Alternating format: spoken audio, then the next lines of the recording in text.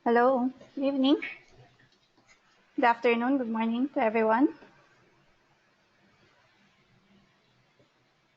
It's already now 9 p.m. At least in my country here in the Philippines, it should be 9 a.m. EST. We shall be beginning our webinar. Can everyone hear me? Yes. Great. Thank you for confirming. Thank you. Yeah.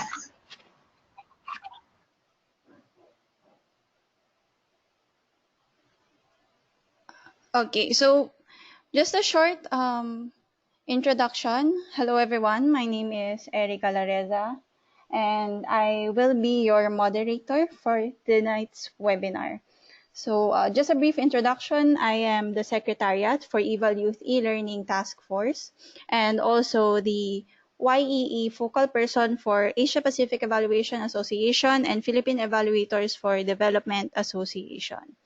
So this webinar is organized by Sri Lanka Evaluation Association in collaboration with the Center for Evaluation of Sri Jayewardenepura University, United Nations Populations Fund, Community of Evaluators South Asia, and Global EvalYouth Network. The theme of this webinar is Young People and Enabling an Evaluation Environment. How can both work for each other's benefits? So just a brief orientation with our platform. As it's divided into two parts. First is the meeting viewer, where you can see the presentations, while the other one is attendees control panel, where you could see the list of participants, the chat panel, and the settings panel, where you could test your audio and your speakers. And for this webinar, let's set a few ground rules that I hope everyone could remember. First is to mute your microphone if you are not speaking. This is to ensure quality audio for the webinar, and by default, the audience will be muted. So I hope everyone could take note of that. And if you have discussions, comments, and questions, just kindly use the chat box for everyone. And if you are having technical issues, just send a private message via the chat to Chamath Kara, our tech support for tonight. So I hope everyone could cover that. And so on that note, we will begin officially this webinar with a welcoming remark from Randika Demel, Independent Evaluation Consultant, Council Member, YEE Focal Point for Sri Lanka Evaluation Association, and the organizer for this webinar. Randika, I will be making you the presenter now.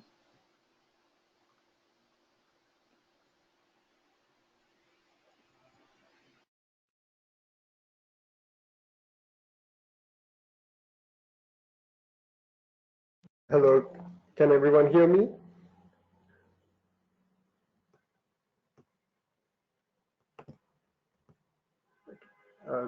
Thank you, Erica, for introducing us for this webinar. First, I would like to thank all the speakers and the participants for taking part in this webinar. And I would especially like to thank my colleague, Asela Kalagampitiya, for initiating this webinar towards YEs. So as Erica mentioned, this webinar for YEs organized by the Sri Lankan Evaluation Association in partnership with the Center for Evaluation in the University of Sri Jayewardenepura, the United Nations Population Fund, Community of Evaluators for South Asia, and the Global EvalYouth Network. We would like to thank all our partners for helping us organize this webinar.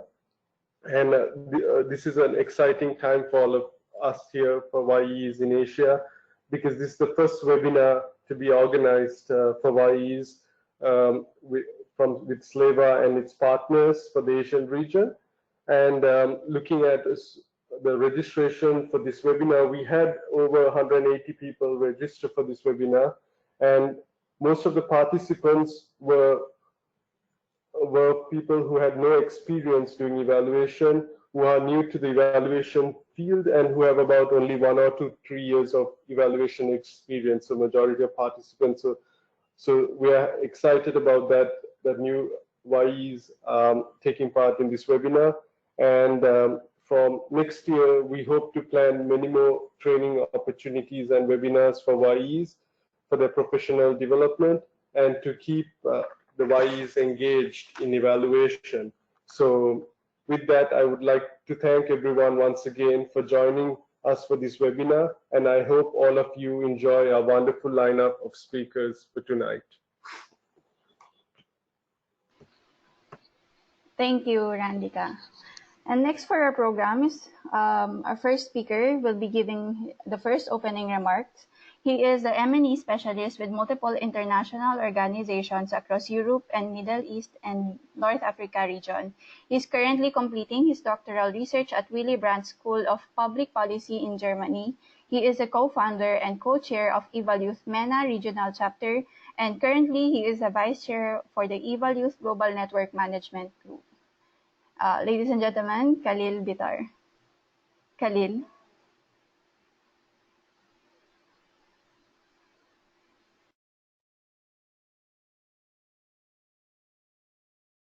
Thank you, Erika. Can you also please share with me as a speaker so I can share the screen? I cannot do it from here.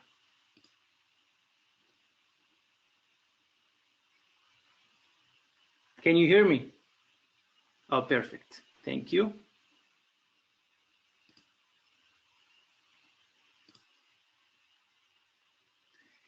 Can everyone now hear me and see the screen? Perfect. Thank you so much. I see that we have 40 participants as so far, and the number is just growing, and I know many more have registered. I'm so glad to connect with all of you. Welcome, everyone. And first of all, really, I want to thank, I cannot go back now, the organizers from SLEvA and the other organizations who came up with this idea of the webinar, which I thought is very, very interesting and very important.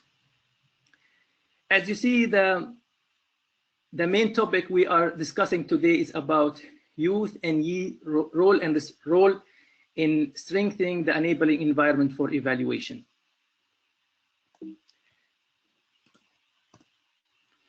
And the central question that I see for this webinar is, what can YEs and youth in general do to help create and strengthen an enabling environment for evaluation? It's for all of us to think about. And if you like to add in the chat box, what do you think are the roles? I will be looking at them as well. Today we have really wonderful speakers. The key speakers for the webinar: Marco Sigoni, who is the director of the evaluation office of UNFPA, and the former chair of the UN evaluation group, and the former chair and actually founder of Eval Partners.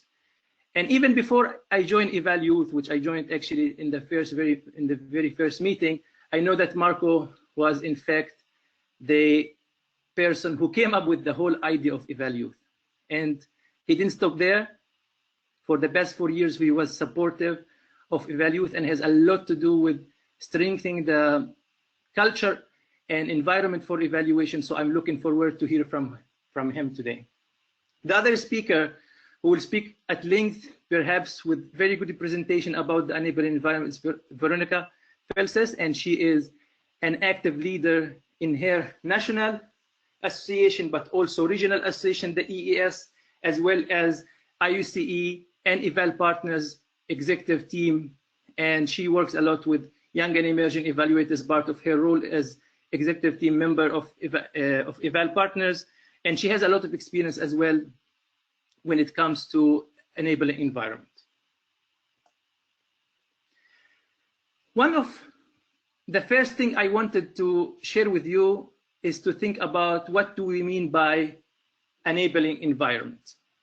This is not to rigidly define it, but to think about what in your context, in your country, does it mean to have an enabling environment for evaluation. This publication has been published a few years ago, authored by Neha Karaka, and editors for this publication were Marco himself and Tessie Katkambas and Jim Roux. On page 15 defines enabling environment to be determined by a culture of learning and accountability, meaning the degree to which information is sought about past performance and extent to which there is a drive to continuously improve and to be responsible or accountable for actions taken, resources spent, and results achieved. And the excellent publication really also talks about advocacy for enabling environment, and it could be very helpful for years as well, whether on the policy maker level or the citizens level. So I invite all of you to look at this. It's available on EvalPartners website, but if you search the title, it's also there. The other thing I want to share today is 5 key messages very quickly that I think are very relevant to the topic. First of all, actions speak louder than words. As years, I think if we only are active via social media and likes and comments here and there, it's not enough. It's important, but to be active citizen as an evaluator and activist is very important, because you make your voice heard, because you participate in the social movements and you know the pulse of what your people and your context is thinking about. So this is the very first message I wanted to share with you, is to be really active, not behind only a computer screen. Second one is, this is some pictures I share with you for EvalYouth representatives in EvalPartners meetings with executives from international organizations and so on. My message here is to always seek to be present in committees, in movements that are really making decisions, not only be active in the sense that you are there in the street, but also when you have in your country or village or city or country in general or region, to be part of committees that make the difference. Here, EvalYouth representatives, although they are so much younger than other representatives in EvalPartners, for example, they have a word about International Year of Evaluation, where the global forum will be held, what are the main scope of work of different committees. Don't be intimidated. It's very important to participate in such committees. And as my friend and actually previous chair of EvalPartners, co-chair of EvalPartners NIC, Ziad Musa says, he says, if the opportunity doesn't knock, make a door. So try always to make a door, even if you say, oh, now I cannot have reach for some committees. If you are really involved, then you can find a possibility. The third message is to join EvalYouth. I'm not saying this as someone who has been for 4 years as vice chair and now chair of the movement, but as a volunteer who I really care about this network. And I saw how this picture I just put for you here is for the 23 young and emerging evaluators who started the whole movement that has now hundreds of volunteers and many regional chapters. And I'm not only advocating for EvalYouth. Join even similar groups that advocate for issues that you care about. EvalYouth, maybe it's available and we are in different regions and different countries, but try to also join any other network that has like-minded people, because if you work by yourself, you can achieve very little compared to when you work with other people. So this is the third message, very important. Fourth message is to work also regionally and globally, not only in your village or country. It's true, if you look at the map, you see borders, but our globe does not have these borders in reality. We had just on the 23rd, the 4th EvalYouth virtual conference, and we had Michael Quinn-Button given absolutely a beautiful presentation, and actually quoting a lot from his Blue Marble Evaluation book, the new book. One of the key principles of the Blue Marble Evaluation, and something he shared with EvalYouth, is to think globally, act locally and globally, and evaluate interactions. It's not enough to only think and act locally. Globally is very important, and regionally. And here I have some of our chapters in different regions and different countries. If you don't have a chapter in your country, start one or join the regional one. And this is really important for working with other people, not only in your country. Finally, is to keep yourself informed. Keep yourself informed about what's happening in your country in terms of evaluation. What are the government branches that are working on evaluation? What is the situation in general? Write about it. Talk to other people about it. Here I'm sharing a publication from a recent book with the IDEAS conference that it was published in the IDEAS General Assembly last month, or actually in October, in Prague, titled Evaluation for Transformational Change. And Bianca Montes-Moorhead, myself, Josette Arevalo, and Antonina Nadeshko-Brusco, we published a chapter. We are all in EvalYouth leadership, and we published a chapter called Revolution in the Making, Evaluation Done Well in the Era of the SDGs, with a youth participatory approach. This could be a starting point, but you have lots of readings and lots of resources that are available, and sometimes not available on the internet, but if you talk to different people in your country who are working on this field, you will see many. So these are the 5 key messages that I wanted to share with you today. And to summarize them very quickly is to, 1, to be active. 2nd, to be participating actively in committees and where your voice is heard. 3rd is to join EvalYouth or similar groups that work on such issues. 4th is to work locally, but also think globally and regionally. And finally, to inform yourself and even sometimes even write about what's happening in your country or region that other people don't know about. This is all the time I have. I see that since I started my presentations, there were 30 people. Now we have 50 people, which is amazing. And I'm very glad that so many people are committing their time to listening. But the good thing, the speakers after are excellent and amazing, and we will have a great presentation. Thank you again for the organization. And thanks, Erika, for leading the session. Back to you, Erika. Thank you so much, Khalil, for that very wonderful opening remarks.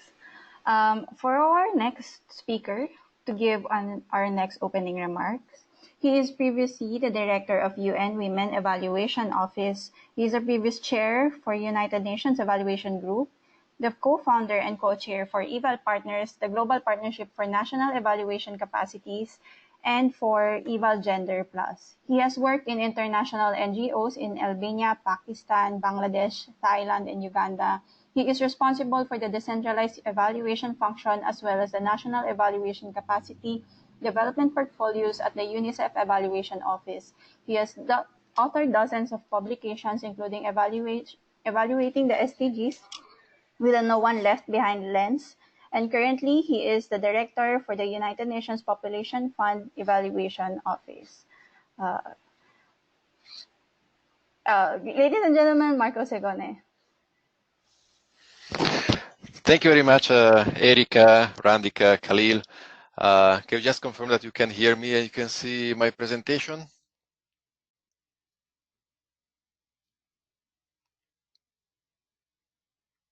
Okay, good.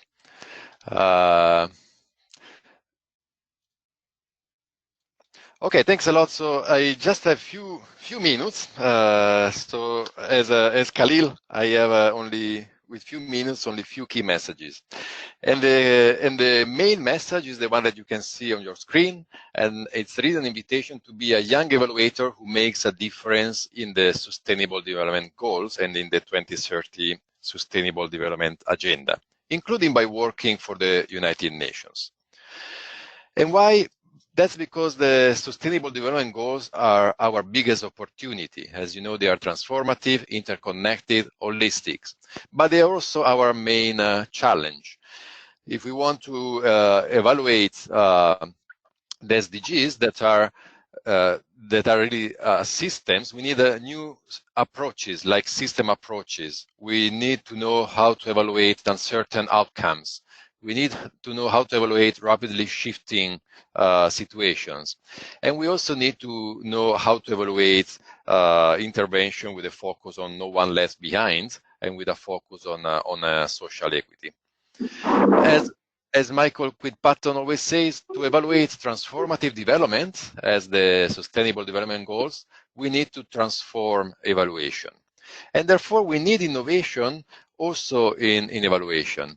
And as we all know, young people are the master of innovation. And that's what, sorry?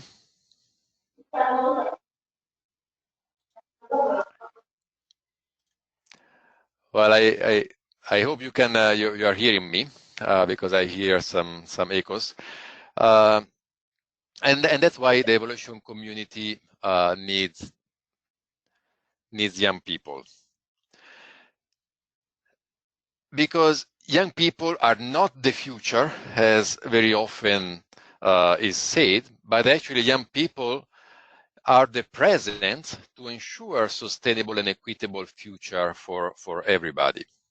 So my key message is really be a young evaluator, but not simply a young evaluator, but a young evaluator who is true to the United Nations values of human rights, social equity and justice, gender equality, sustainability, and peace. So how to be a young evaluator in the UN system, you may ask yourself. Well, that's an invitation for you to join one of the next webinars organized by EvalYouth in collaboration with the UNFPA on the 10th of January, where we will discuss exactly how to become a young evaluator, how to build a professional career as young evaluators, including in the United Nations. So it's just an open invitation for to join the next webinar. And just to close in within my 3 minutes time allocated, just to say that I'm really professionally representing the Evolution Office of the UNFPA, the United Nations Fund for Population, and personally committed to do whatever it takes within the limited resources that I have to support you as young evaluator and you as EvalYouth in doing what you think should be done. So congratulations once again for organizing this webinar, and I'm looking forward to Weronika to hear her keynote speech. So Erika, back to you. Thank you very much, Marco, for that opening remark and for your commitment and non-stop commitment to helping young and emerging evaluators all over the globe. So for our main speaker for this webinar, she is an M&E specialist who is heavily devoted to building networks to enable the evaluation environment in Poland and Central and Eastern Europe region. She is a graduate of Sociology and Interdisciplinary Doctorate Program Studies at the Jagiellonian University, Poland. She has been working on evaluation research, public policy analysis, and public sector expertise since 2006. She has authored several scientific publications in the field of evaluation, specializing on country evaluation culture and evaluation use. She is a Program Director for the first Polish Evaluation Congress, former President for the Polish Evaluation Society, and its representative in the Network of Evaluation Societies in Europe. Currently, she is a secretary in the International Organization for Cooperation in Evaluation Executive Committee. Please welcome Weronika Felcis.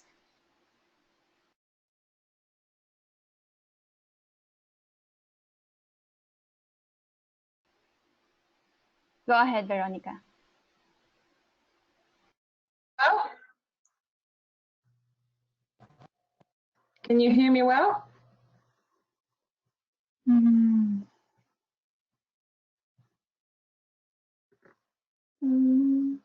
Yes, okay, that's great. Thank you for the confirmation. So thank you to the organizers, thank you to Khalil for a wonderful presentation, and I think our presentations will be very much in tune. Thank you to Marco, who has been really the foundation of our partners and for his inspiring support to EvalYouth as well. I will go quickly to the presentation now, since we have limited time, and I want you to also have a chance to participate in the discussion afterwards. So a few disclaimers in the beginning. Wouldn't be me if I wouldn't start with telling you that all of my advices are coming from my personal experiences, and of course your experiences might be differing, but I think some of the advices will be working for you, so take on whatever you feel like and ask any questions at the end. I am not part of the EvalYouth and I've never been, but this is by pure chance to some extent, because simply in my region, in the Eastern Europe, meaning more Poland and that part of the world. Now I'm living in Latvia. We don't have the EvalYouth. So this is a fantastic opportunity for you to join if you have the network in your region. And if not, you can definitely, with the help of Antonina, Khalil and others, help build it up. Also, this is my personal views, and to some extent, obviously, I will tell you about the networks which I'm representing. But this is very important that there is my personal touch on all of that. I wanted to tell you that this is not going to be a presentation, e-learning webinar about how to build a career. There's loads of fantastic material about that from EvalYouth already available on the YouTube channel, and as Marco said as well, available on the 10th of January on the next webinar. So I'm not really going to be focusing on the evaluation capacities of you as a singular evaluators, but really how to build up a common community and create environment that really works for us all. So when I thought about this presentation and of the 3 key things that each of the young evaluators should be having as a skills for enabling evaluation environment, this is adaptive learning, taking on responsibilities, and being a voice, not an echo. And what I mean by that, when you enter some system, some environment of evaluation, the first step, which I've learned through my experience, is really just having your eyes and ears open. Just try to absorb everything like a sponge to really learn what is being done, what has been done, value the history of all the processes, but also understand how it all works together and the points that are not really maybe working so well. In a sense that find the unresolved knots, the problems that are appearing, the problems, the issues that has not been solved yet, maybe with your strength, you can help exactly there, and don't be afraid to volunteer. Obviously, when you volunteer, when you take on some of the responsibilities, you can always ask questions, and throughout all my work and the voluntary work, there were never situations when someone would be getting frustrated with me asking any questions. So don't be ever afraid of that.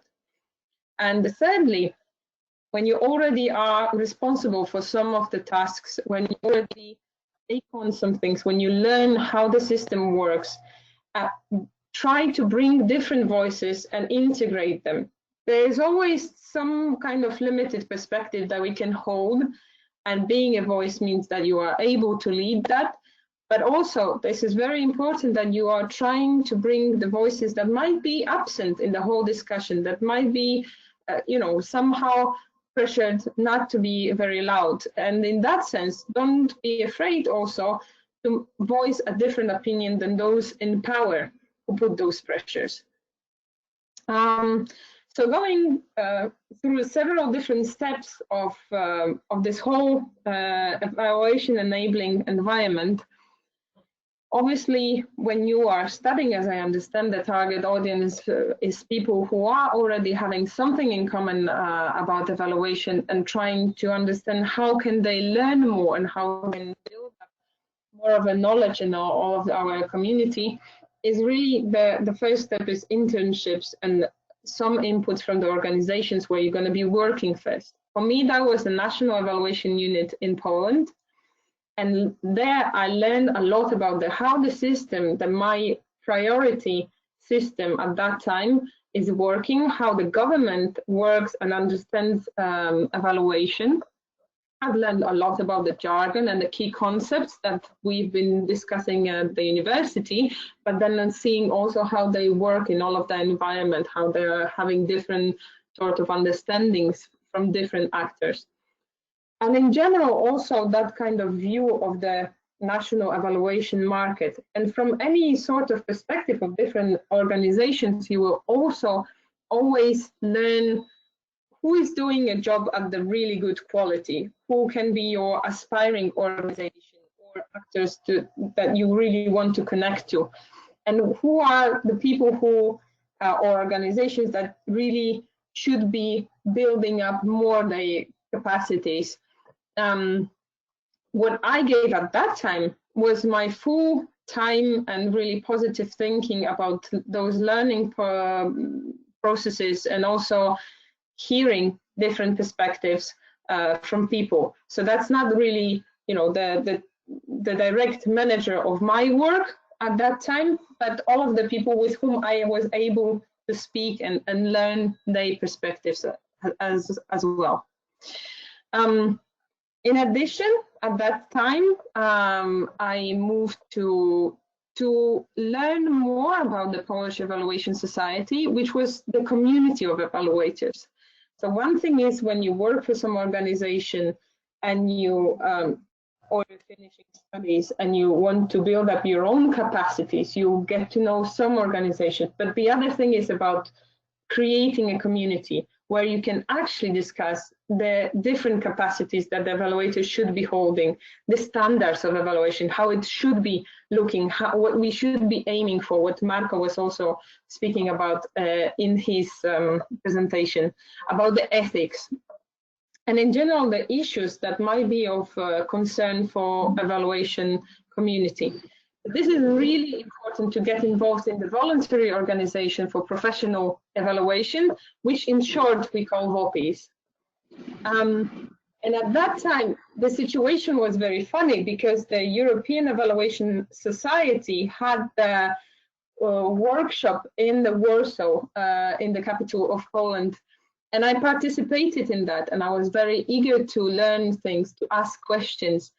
I liked it so much. And in 2 months after that, I became the president of the Polish Evaluation Society. That was a moment of transition for all of the society. I became a member, and quite quickly afterwards, the president asked me if I would like to take on the lead on all of that, which was a week before my due date with my second baby.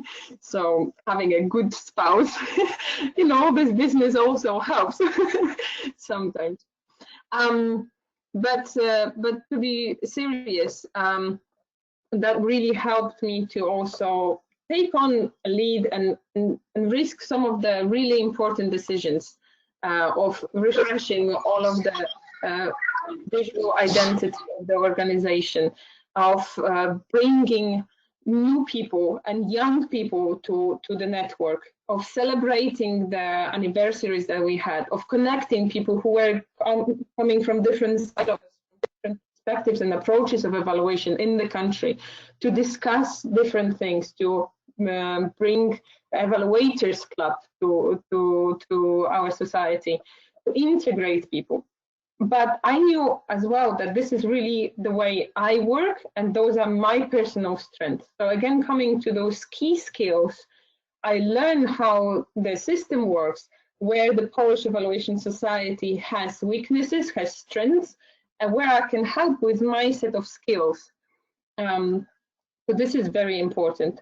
The failure here, which is mentioned, is, I'm not sure if that was really a failure. I was trying to find something that you can also learn from failures, but the difficulty was that I needed to make the decision about the executive committee of our Polish Evaluation Society. I needed to have a very difficult conversation with the person who was in the committee but was not doing much. You definitely came across, or you will come across, situations when you have the voluntary task forces and people are not working. So even though that was a generation older person than me, I needed to have an honest discussion and ask to really step down from the position so that I can bring someone younger who can really help me. That was done in a very transparent way. I discussed it with the board. I had an honest discussion with that person why I need the change. But that was a tough decision for me at the time, being a newcomer. Just to maybe mention as well, the situation in our regional network, the European Evaluation Society, is a bit different than elsewhere. European Evaluation Society has a separate body, the Network of Evaluation Societies in Europe, NESE, which I was coordinating for some time as well. It helped me in understanding what is IOC and why we need IOC so very much for the VOPs. But in EES, I was doing a very similar work again of coming, bringing different thematic working groups together, of reporting about the voluntary evaluator peer review system, which is a fantastic way of learning about your own capacities as well.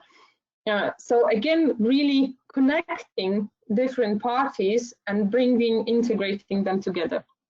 And obviously that wouldn't happen if there wouldn't be people who entrusted me some of the tasks, who have seen the potential, who opened the doors for me, for whom I'm very, very thankful. But still representing and being in touch in all of those networks, which I'm still a member of, I represent them now in the International Organization for Cooperation and Evaluation, which is IOC. And this is the global community for all of the VOPs from all regions. This body is very useful to build up and improve the national networks. The networks is really the organism which is kind of bringing different perspective, approaches, discourses, discussions about evaluations from different sides. And that national network, the VOPI, is somewhat a body that should be staying as an organism that many different parties, task forces, working groups can be building on together. And with operative board, that means that this is someone who is also voicing out different sort of things and the discussions that are happening in the region.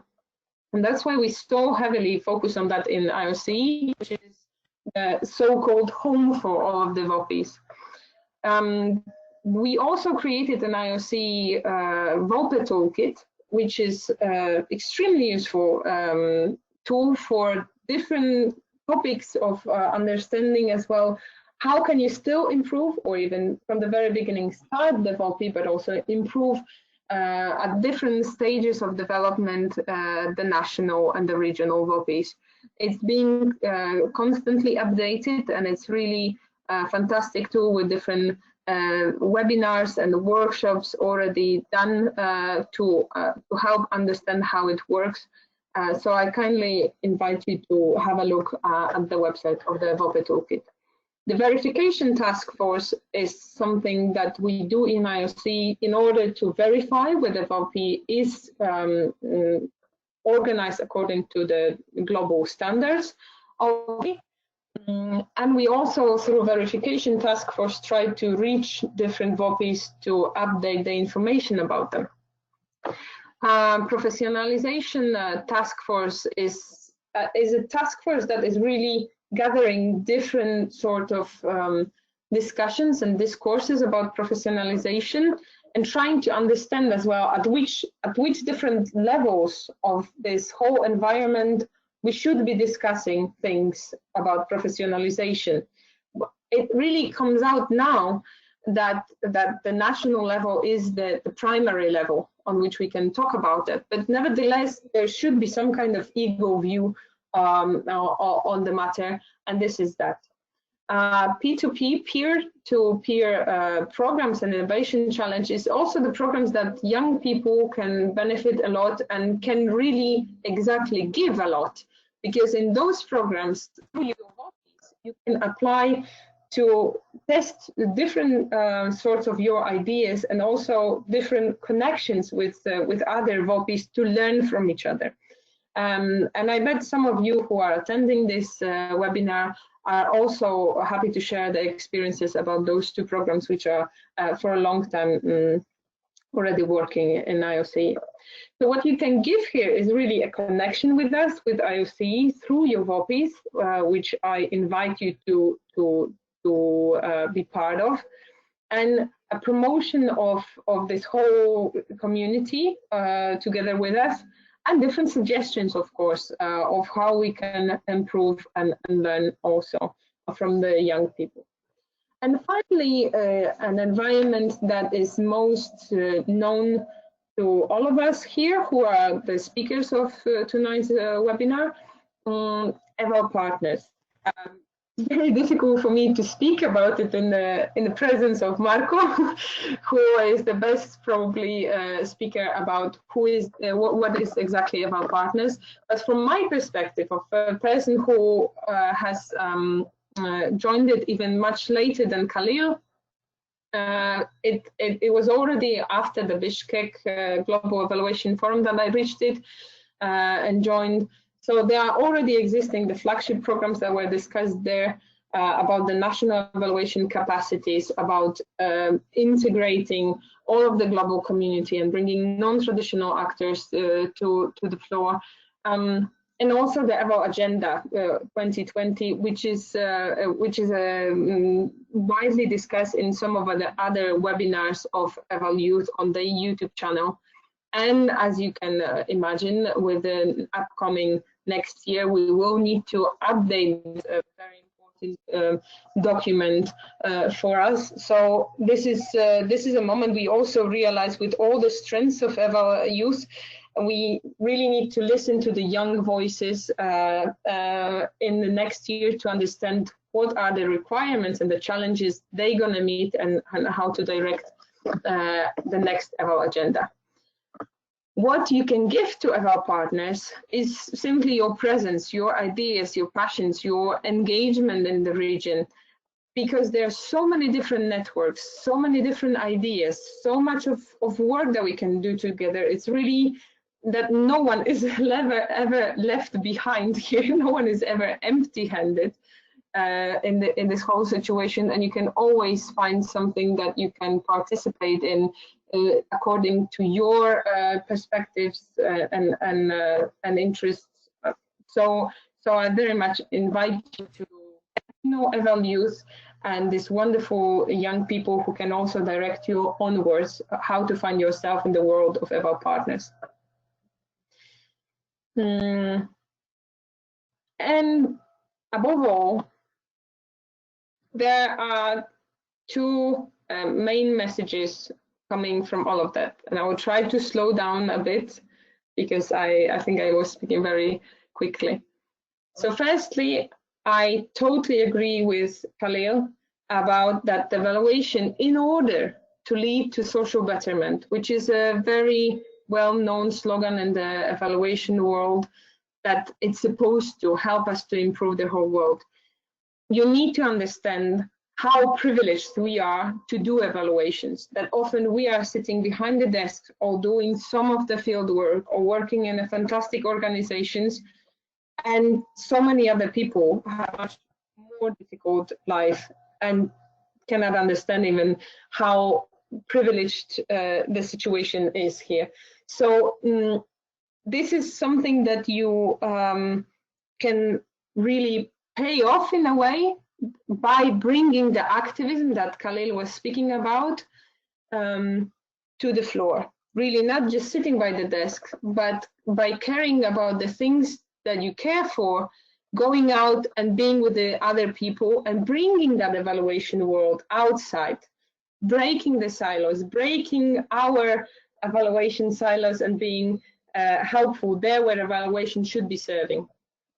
And also challenge the current ways of thinking, because we know well that by doing business as usual, we will not stand up to the challenges that we need to face together. As Michael have said on Ideas conference in Prague, and the same he said on the 4th virtual conference of EvalYouth, we are the first generation to understand we threaten the planetary health and the last to actually do something about it. So this is very important, that on one hand there's so much of to learn in the evaluation community, in the evaluation world, that we can do together, and we can support you and you can bring new ideas. But on the other hand, evaluation is not the whole world. It's just a lens to help you think systematically, to bring different perspectives and bring evidence to the tables of people in power, but also to the people who need that evidence and bringing it to those who are in power. So this is one, and the other, maybe that's a bit provocative, but very often we're speaking about building a career. And obviously this is very important also to direct young people to help them understand how they can build their evaluative capacities. But primarily, don't ever lose the lens of building your life, not just a career. Throughout the times I've been doing field works with different projects, and I've been working with many important companies in my country, and with different people. I've seen people who have done fantastic jobs and been part of great projects, but they miss something in life. And there's lots of people who are extremely happy in this world, and they haven't done a single evaluation. So finishing that, this is just a few ideas that were appearing in the conference of EvalYouth on 23rd of November. And I really invite you to listen to all of the virtual conference, which is already available on the YouTube channel. And they've done a fantastic job with that.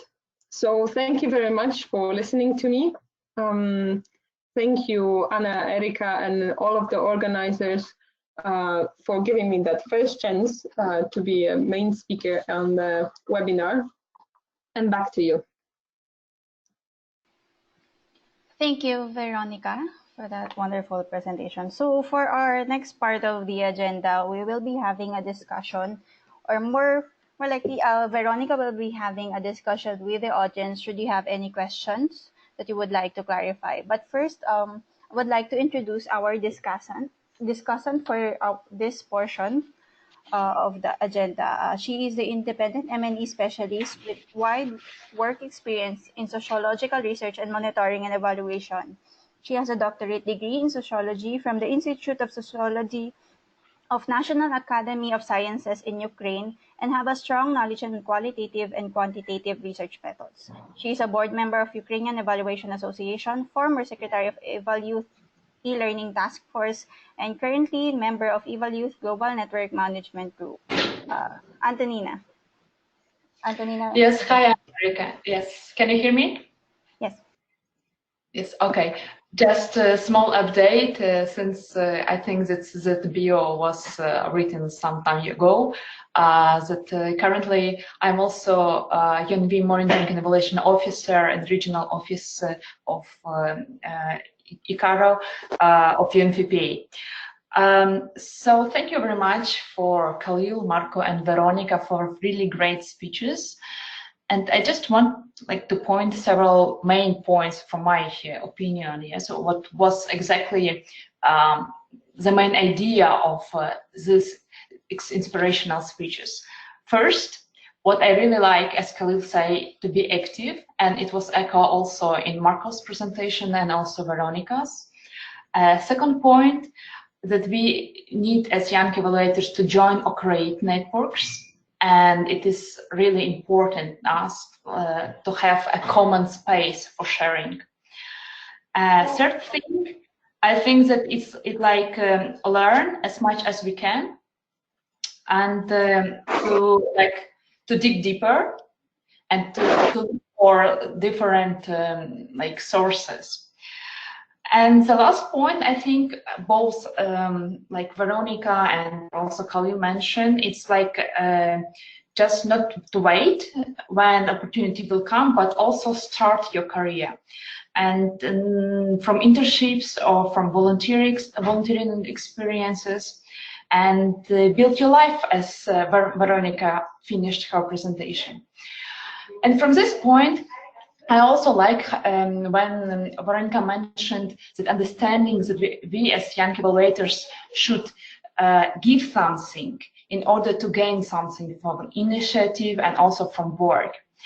And in this regards, a question to Veronica, based on your experience, how we can find a balance between learning from others and work hard within established frames at our job or other established rules, and in the same time to be innovative, create our own voices in the evaluation.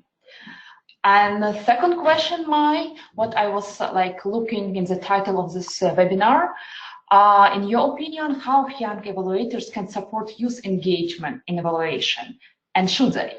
Yes.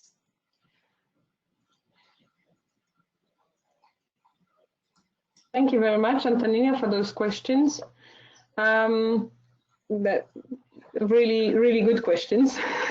A big challenge. Obviously, it will not always be possible in the place of your work to change things, innovate, and voice out your opinions. But I would say, in that case, assess whether the way they approach evaluation is really bringing the bigger positive impact to the system.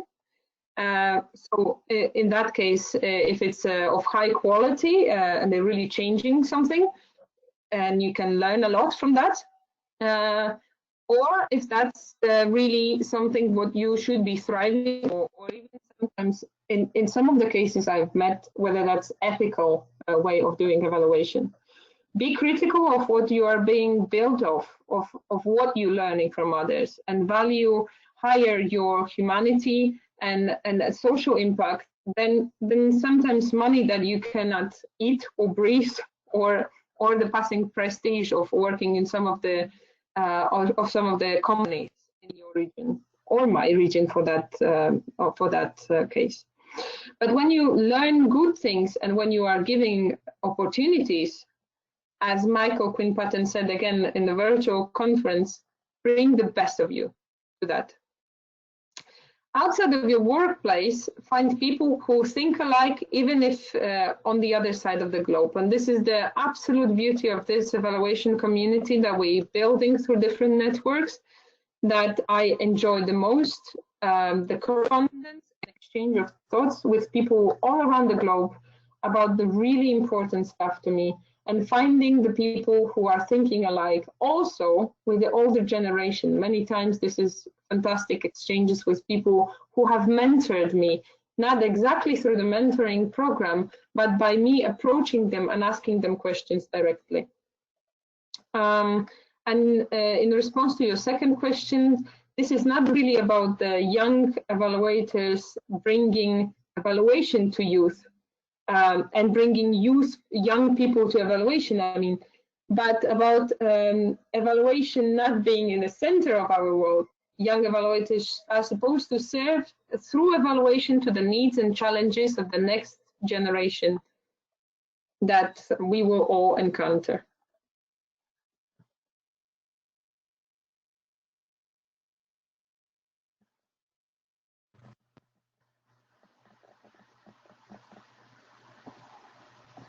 Hello? Hello? Can you hear me? Hi, Veronica. Yeah, we could hear you. Thank you so much for that. I believe we have a bit of time for some questions from our audience. Hello? Hello? Hello? Yes, hello. Viswas Yes. Sokanathan.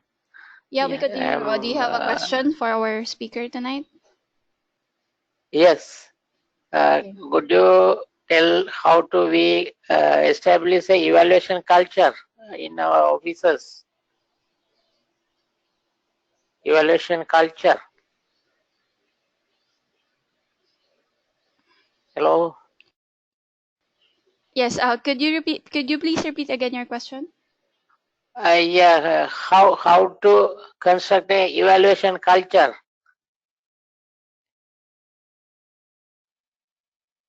Hello? Yes, how to? Make or construct a evaluation culture. Okay. Or establish. Okay. Any of our Yes. speakers who's willing to answer that question?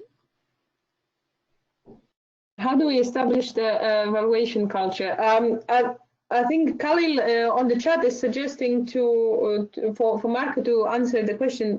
Maybe we just also should narrow it, whether that's evaluation culture that we're speaking about, the specific organization. That's what you mean? Yes. Mm-hmm. Hello? Yes, Marco, do you want to answer this question or should I?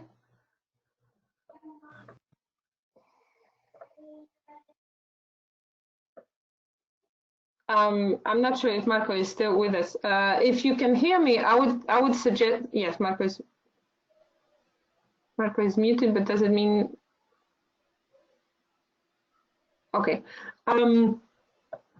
To my view, and he can complement the opinion here if he wants to. I would say that we need to start from some angle. So in order to do that, learning from evaluation, you should use some kind of framework of introducing evaluation to the organization, and by also assessing the needs and in general the organizational culture of the body that you want to introduce the evaluation.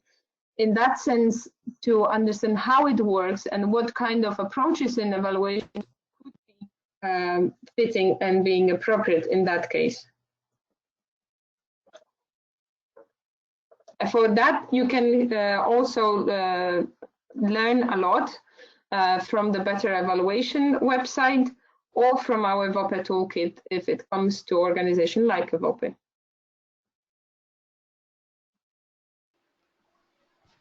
Okay, thank you, Veronica. Hello. For those who have Hello. any further questions, please kindly type your question in the chat box. Does anyone have any question for our speakers?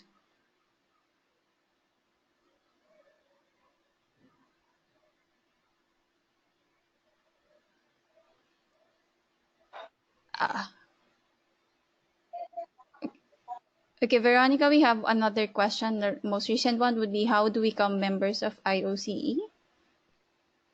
And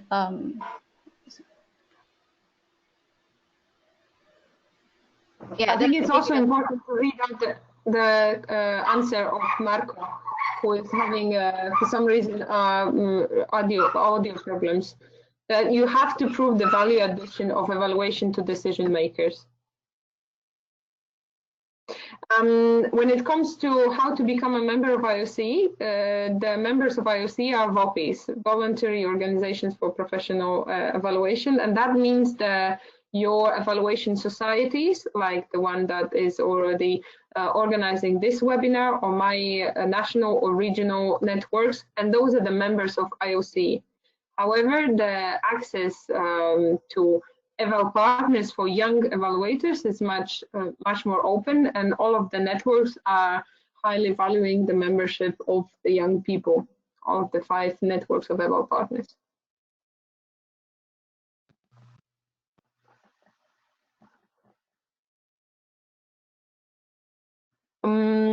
Solomon, I couldn't go so quickly.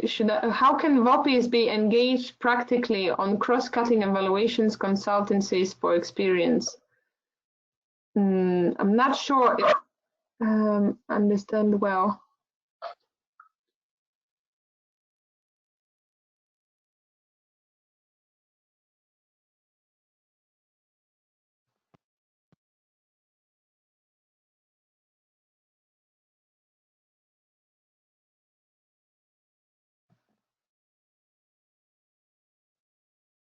hello, sorry, we have a lot of questions we're trying to tackle. We have one here, Veronica, that is directed specifically to you from Cecilia Dim.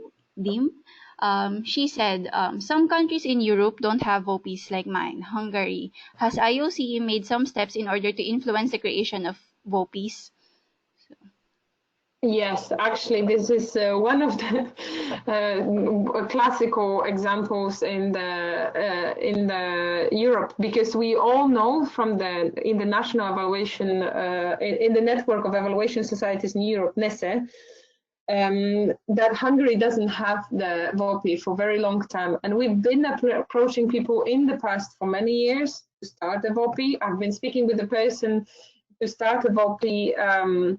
Also in Thessaloniki conference of the conference of EES, and still, if it didn't happen, then maybe this is really a topic to raise among the young evaluators and the young people. There never been there was a few years ago, but we never managed to reach the person who was supposedly starting some APEA in Hungary years ago. So that's really, I mean, I can help as much as I can, but I think this is really a topic that if anyone dares to start, I think all of the doors can be open, and IOC and EES will be of much help and support.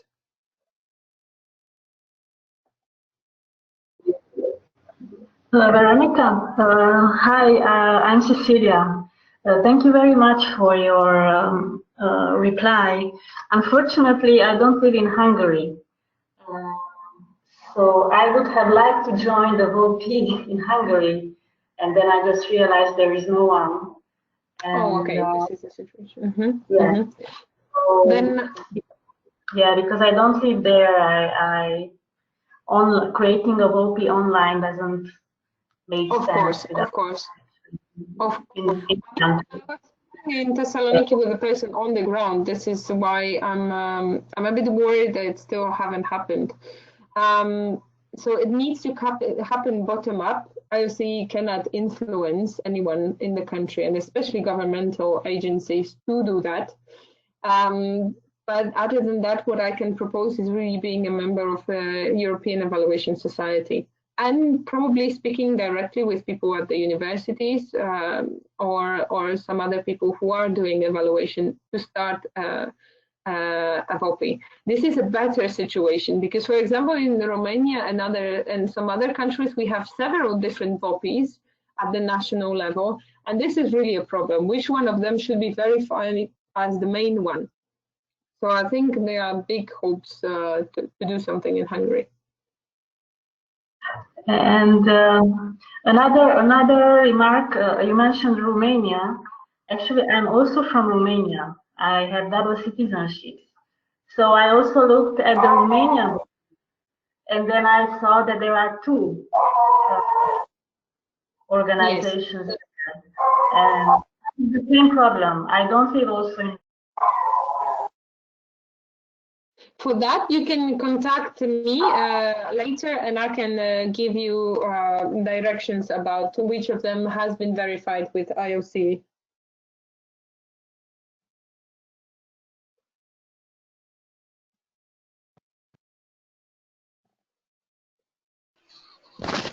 Okay, thank you for that, Cecile. Oh, maybe let's take in one last question. Okay, here's one question from Ibrahim Doso. I would like to know what is the best process for YE because sometimes the VOPs are not very open. Or should I start advocacy and volunteer, or it's better to go learn evaluation before integrate to VOP? I think it's a very important question. And indeed, very often those are well-established groups of people who have been working in the same modus operandi for many years. And it's difficult for the young evaluators to reach and be part of VOPs. I was in a very lucky situation, but I know that there might be some struggles. For that reason, I think EvalYouth and IOC can really support the young people in understanding how to present the arguments for the VOPs, also to include the young people. Because VOP themselves really gain a lot from introducing the young people and allowing them also to change some things. Any organizations which is not willing to introduce changes will be feeling that the new people, and especially young people. But I think there are very strong arguments on also the experiences of other VOPs which have really flourished thanks to young people. We are very happy to help in such cases. Mm-hmm. Hello. Hello. Hello. I'm Malika from Sri Lanka. Yes, hello. Wait. Let's just have one final question. So maybe Solomon here. Let's just have one. Okay, maybe it's not a question. I'd like to make an observation that it was a very interesting discussion, and a provoking discussion. What we need to push forward is that the national WOPAs should proactively involve the YEEs. It is not yet happening. It's very occasionally that someone is taken in as part of a research partner. So how do we get about it? Unfortunately, the way we can involve young people, we can do the appropriate advocacy.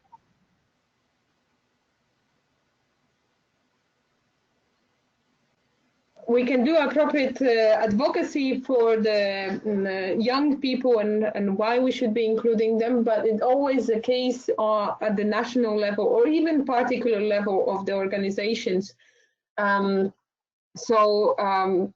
Obviously, it's a change that we are trying to introduce, but if it's not quick enough, maybe we can advise in some particular situations. But really, that's not our role to interfere with particular cases of OPs. We can explain, we can clarify, we can advocate, but we also cannot push or pressurize.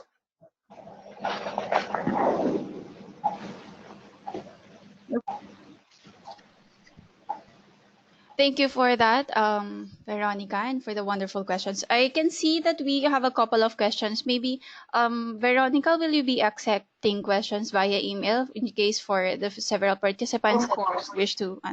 That's very great. For those whose questions are not answered, please feel free to send your questions towards Veronica or tweet them at EvalYouth Twitter account, and maybe we could reach Veronica through there. Okay, so we'll be moving on to the last part of our agenda. For our next speakers, he is a monitoring and evaluation specialist with work experience in international development and with the government of Afghanistan. He's a Fulbright Scholar of Master of Arts in International Development at Clark University in Worcester, Massachusetts. He is a board member of the Afghan Evaluation Society, secretary of the EvalYouth Global Mentoring Program, and a member of EvalYouth Global Network for Management Group. Please welcome Qadratullah Jahid. Qadratullah. Hi, thank you for the introduction. Hello, everyone. I hope you can hear me. Yes. Okay, thank you. Good evening, morning, afternoon, everyone, wherever you are. For me, it has been an honor to participate in today's webinar. I believe it was an excellent webinar, and thanks to our speakers who presented amazing topics today and great discussions. Before providing my closing remarks, I would like to just make an announcement that we will be launching an EvalYouth Asia chapter.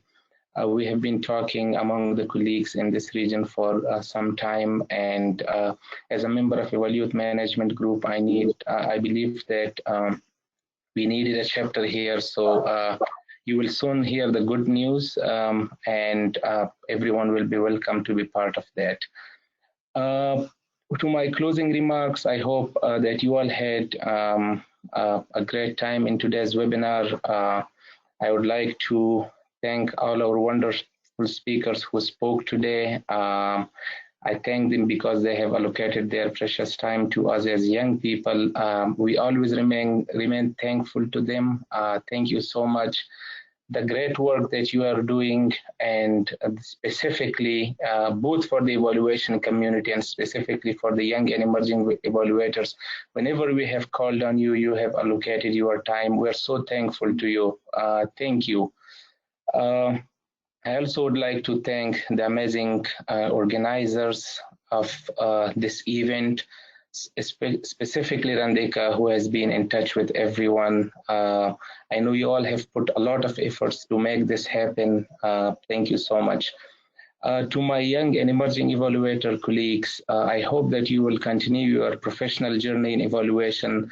There is still immense need for young voices in the evaluation community. We have come a long way forward. We have achieved a lot with the great leadership of Eval partners, IUC, EvalYouth, the regional and national WOPAs, the great leaders that we have.